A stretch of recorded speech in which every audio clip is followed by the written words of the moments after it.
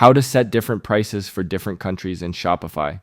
Hello everyone, welcome back to my YouTube channel. In today's video, I'm going to show you how to set different prices for different countries in Shopify. First of all, open your Shopify dashboard. From the left side menu, click on Markets. Now on the top right corner, click on the Create Market button. To create a new market, start by giving it a name. For example, I'll name this one Variable Price. Next, click on the Add Condition button. A list of all countries will appear. Use the search bar to find the country you want, select it, and then click Done. Below that, choose the currency you want to use. I prefer US dollars, so I'll select that.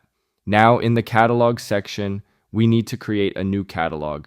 You can create it from the left side under Markets, or simply click on the plus icon next to Catalogs. But before creating it, make sure to click Save at the top.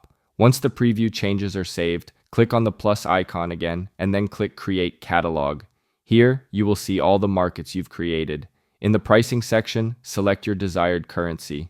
Then, under Price Adjustment, choose Increase Adjustment and enter a value.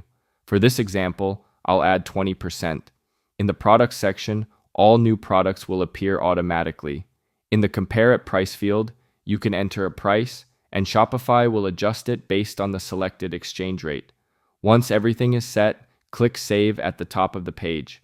Next, go back to the Markets page and click the plus icon next to Taxes and Duties. Enable the Duties and Import Tax option. Then open the Tax Display menu and choose the option that fits your needs.